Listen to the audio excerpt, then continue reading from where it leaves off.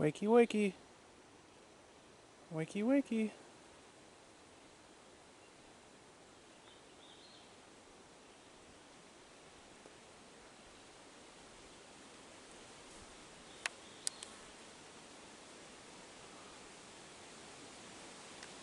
He's a tiny little guy.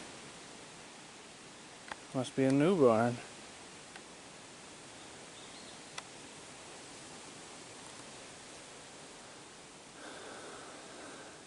Curled up like that.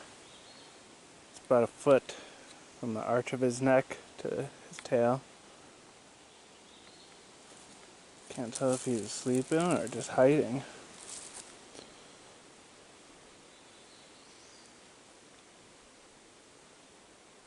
He's not sleeping.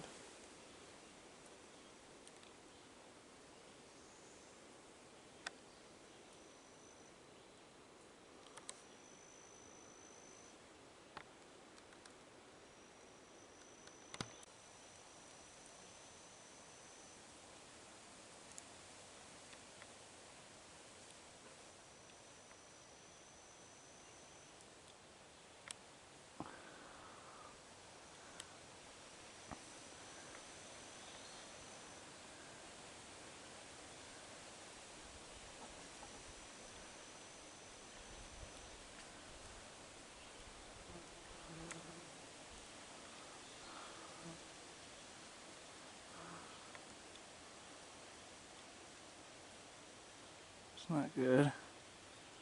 All those ticks on his eye. Almost like it's got a swollen underlid.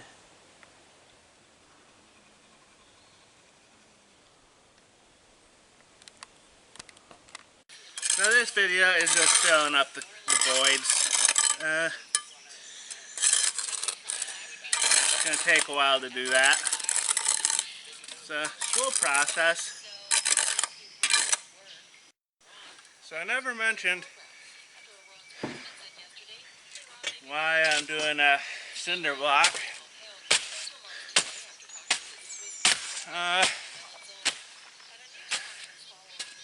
Rather than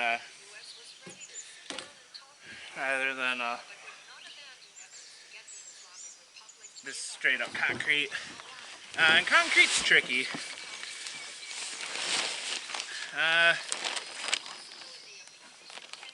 What do you call it? I've never done like official concrete walls, and it can be tricky doing the forms right. And if you mess up on your forms, then it's kind of really bad, you know. You want to do a concrete truck, and I probably couldn't even get a concrete truck to reach everything. I would end up needing like a pump probably. Concrete pump truck. Having the concrete truck park at the base of the top of the ramp, and then pumping it to 50, 60 feet to the back walls and all that, and then while it's pumping, form bow and blow out. That's kind of it, just a massive mess and waste. And I'm not known for doing things the right way, so my concrete forms wouldn't be the right way, It's not something I want to risk cutting corners on. And it's like, concrete's just more difficult to work with. It's kind of in between these truckloads. So, I mean, it would be best way would be a truckload, because you don't get seams, like mixing it by hand would take too long and you'd end up with all these seams. And when you're doing a seam, you want to do like a keyway to kind of lock it together. But that's a tricky thing to do down at the bottom of a 7 foot tall form. You know, it's only a keyway is like a groove, so that they kind of you know, groove down the center of the wall. You know, so kind of the two layers locked together, and doing that would be very difficult. Then you also want to vibrate it to get the air pockets out, you know, and in between those pores, you know, to get the air out in between those pores, which is where most of the air pockets will be. And I don't got an internal vibrator. They make these big internal vibrators that you put down in between the forms to do it. And if you don't do that, you can end up with some pretty big gaps. You know, I've seen where they didn't do it, and just massive gaps that you can put a pencil straight through the whole wall. You know, it's kind of, it'll really lead to problems. You know, so if you don't do a concrete wall right, it's very, you know, not good. You know, whereas doing these cinder blocks, if concrete wall is done right, it'd be better than cinder blocks. But doing cinder blocks, it's one at a time. You know, it's kind of, it gets done at the pace you set. You know, there's no needing to do it, you know, before the concrete cures or something.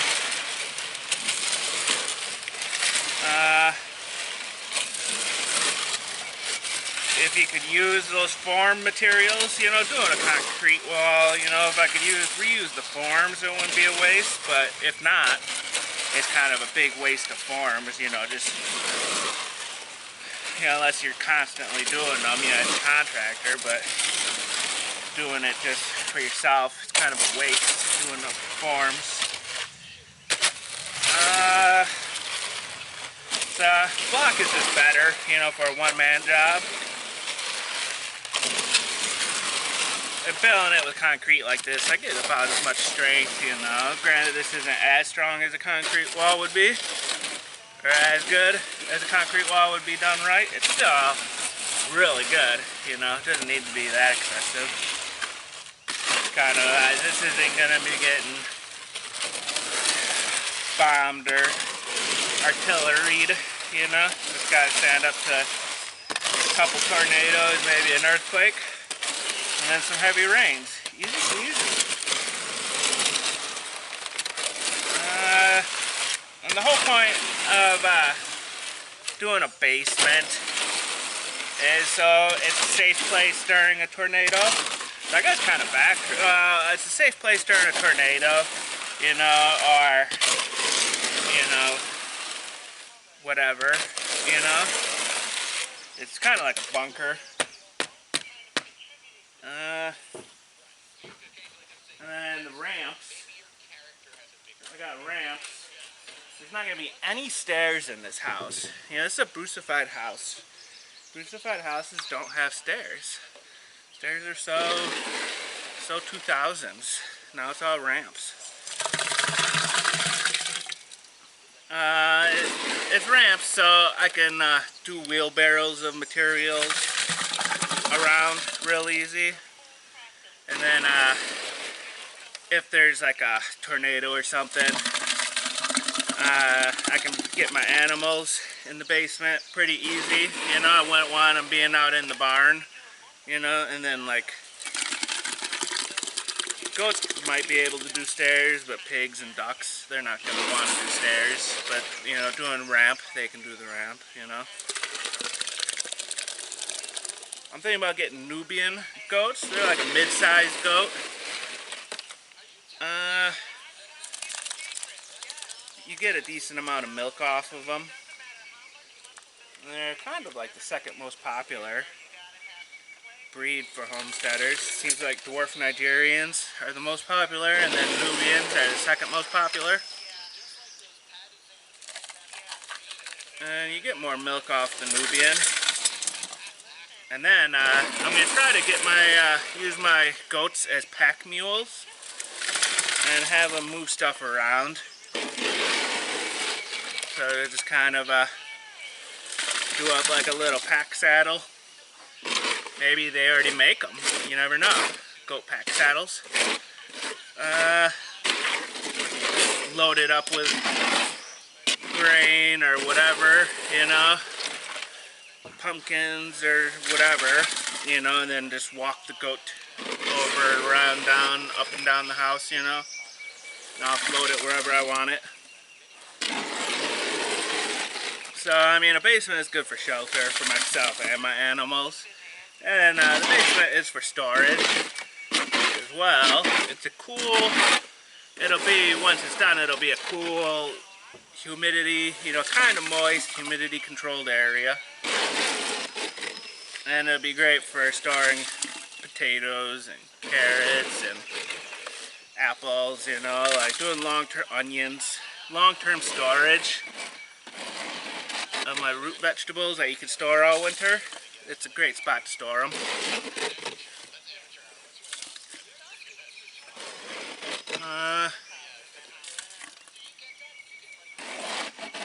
Doing it big, so I got enough room to store everything. You know, I don't want to, you know, 24 by 32 this house. This is like big enough for a family. You know, kind of in the way modern people live. Not just one person. But it's, I want to make it big enough so I can fit all my food in it. One person, and that person's food takes up about as much room as a whole family, I'm thinking. I eat a lot, so I need a lot of room for my food. You need to eat a lot in order to poop a lot, to make a lot of compost, to grow a lot of food, to eat a lot. It's kind of a cycle. So, whew. It's kind of the nanny state issue is what I'm doing. Yeah. So I'm building for disaster. And it's kind of like, it sounds crazy, but that's just because we're used to living in the nanny state. So, what do you call it? Around here, modern America,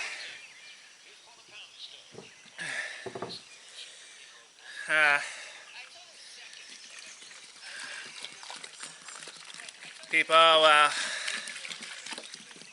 live in these flood zones along the river because it's right on the river, so nice and convenient. Or they'll live in their mobile homes in Tornado Alley because it's cheap. Or their beach houses in Florida, despite all the hurricanes. And that's because there's like, well, it'll just be the insurance will pay for it and repair it. You know, they don't even, people don't even bother, you know, trying to build something that'll last. You know, if they're going to live in a area that is prone to a thing, they ought to build for that thing. You know, it's kind of Guam and these Pacific islands. You get typhoons all the time. Category 5, you know, typhoon's a hurricane. Category 5 hurricanes, they call them typhoons.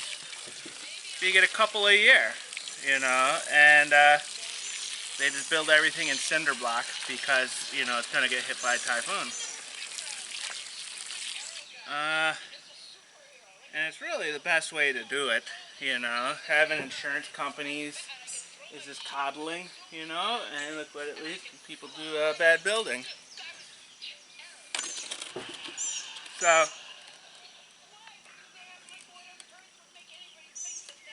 it's good to, you know, build something that, you know, is gonna last, you know. if you want it to, you know. I don't have insurance. This house doesn't exist, you know. It's kind of this is just a camping shack, really. 32 by 24, 2-level camping shack, you know. It's not an actual house. So I mean, I don't got insurance, you know.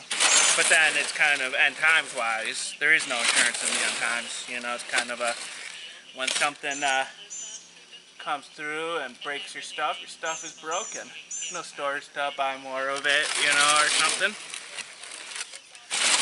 So it's kind of a, you know, non-end times-wise, it's just a great, relaxing place, you know. But then end times-wise, it'll last.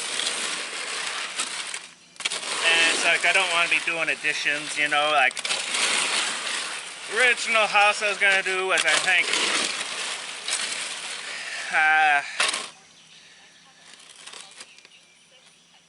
12 by 24, maybe. And, you know, that's plenty to live in, you know. But that's more or less surviving, you know. It's kind of you know, everything's cramped and stuff, you know. You gotta, you know, when you're trying to store food or something, it's just,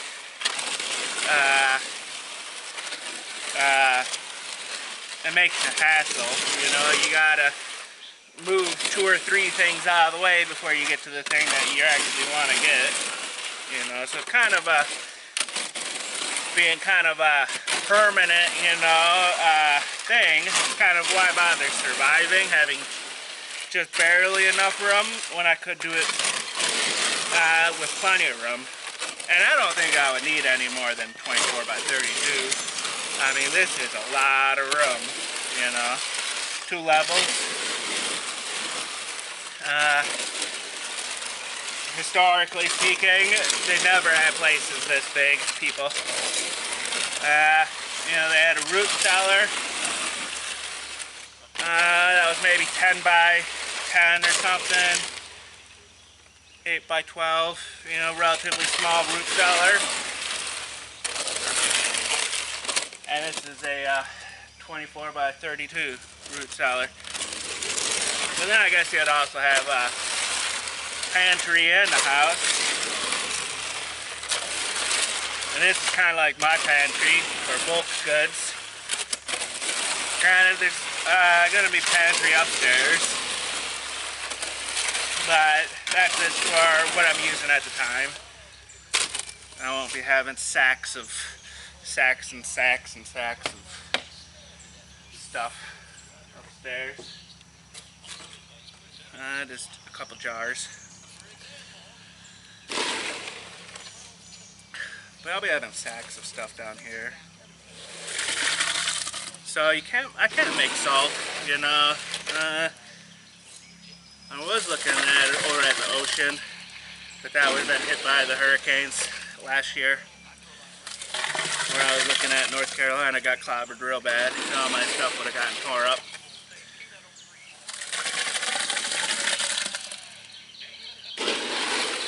So I'm going to be loading up on salt. Bags and bags of salt. 50-pound bags. Just because I like high blood pressures. And it tastes good. And it's good for making bacon and stuff. Granted, I won't be doing nitrates. Curing salts. Pink curing salts. That's too much cancer for me. Yeah, it's just too much bloody poop, you know, doing curing salts. Kind of like, don't need that.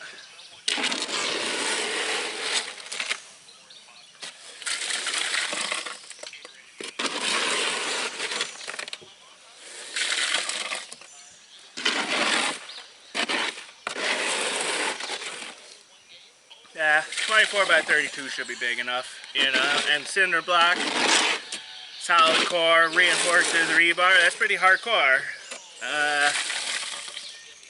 That should be good enough for hold up to a tornado. Upstairs is going to be 2x6 walls, you know, main floor 2x6 walls, which, you know, depending on where you live, that's hardcore, you know. Seattle being so radical liberal,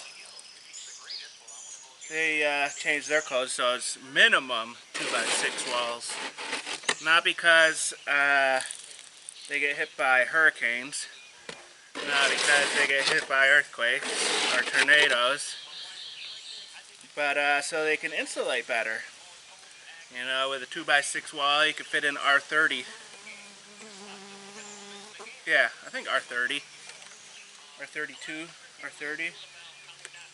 You can fit in thicker insulation, 6-inch thick insulation. Whereas with 2x4 walls, it's R13. And I could see doing that if you're in Alaska, Minnesota, North Dakota, something like that. But Seattle, it barely gets below freezing. Yeah, it's like they do these crazy building requirements, and then they wonder why they got a housing shortage. So I mean, I'll be doing 2x6 walls, you know, granted for the insulation properties, but also for the extra strength from it. Low slope roof, so it will be a gable roof. Well, I was planning on a gable roof, but I haven't done the framing yet, and I haven't ordered the framing yet, so I may end up doing a hip roof. But doing a low slope hip roof is probably not a good idea, you know.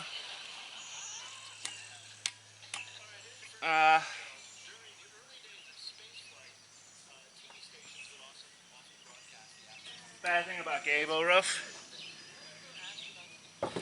is the gable end catches the uplift.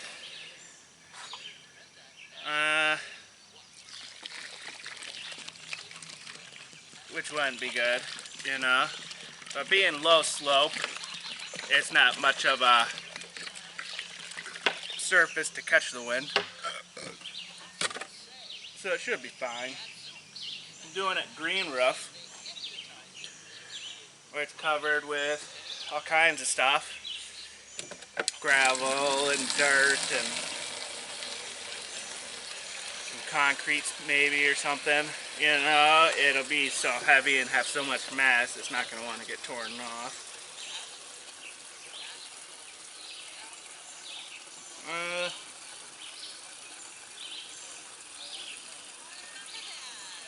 Yeah, so that's kind of the reason for the size and the reason for doing a basement and doing ramps.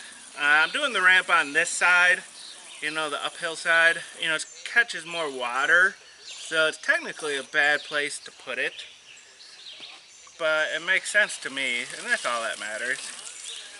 Nah, it's all about convenience, you know. It's kind of, if you're going to be going out your door or something a couple of times a day, every day for the rest of your life, you might as well make it a convenient way to go out the door.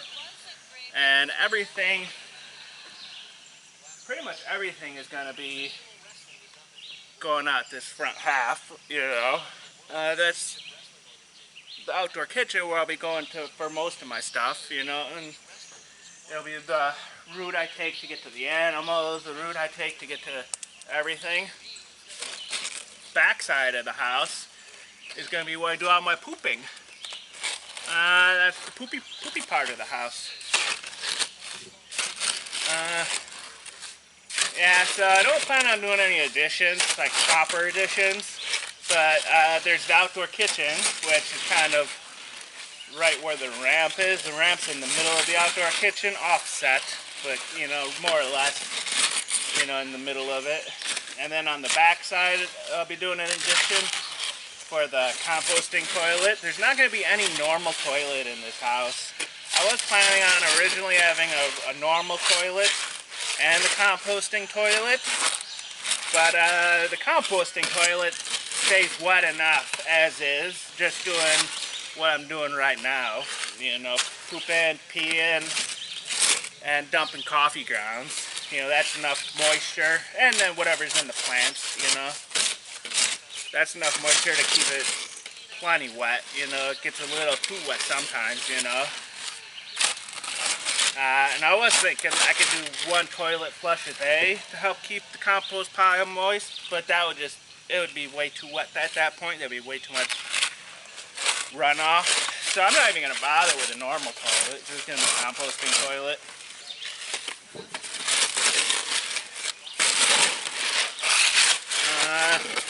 So that'll be an addition, you know, on the back half. And in general, it's on the back half, so any runoff from it runs, you know, away from the house, you know, away from the basement, you know. It would suck, you know, have runoff from the compost toilet, you know. It would suck having a leak in the basement wall. But that would suck just if it was regular water, you know. It would really suck if it were compost poopy toilet water, you know, leaking into the basement, you know. So I want the compost toilet on the bottom end of the house, you know, the downhill end. So any runoff that does occur runs away from the house. And in general, compost toilet doesn't smell, but when you start throwing dead animals into it, it smells. And I plan on putting dead animals in it.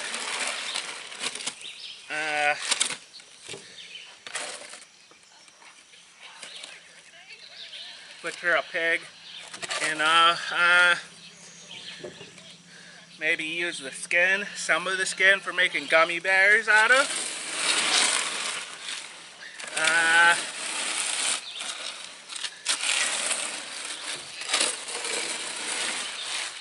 Maybe do the liver for liverwurst sausage. I don't know, I grew up with it. It's nasty thinking about it, eating an organ, but it tastes alright. Liverwurst, some onion and mustard. I probably won't eat the heart. So it's like heart, you know, normal people eat the heart, you know, eat the kidneys, you know. Well, not normal people, but they used to be normal food. Using every bit of the animal that you could. And if I need to, I will, but I'll probably have more than, I normally don't really eat a whole lot of meat, so when I'm butchering, it's just going to be like more meat than I've ever eaten ever, you know. It's going to be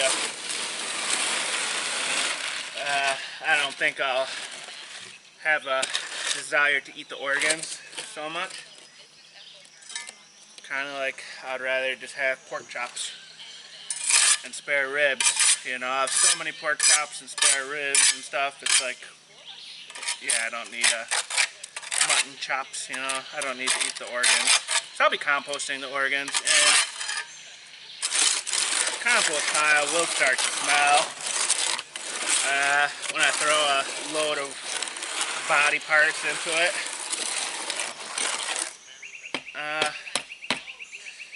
So I don't want the compost pile, compost toilet next to the outdoor kitchen. So it's kind of doing them on opposite ends of the house.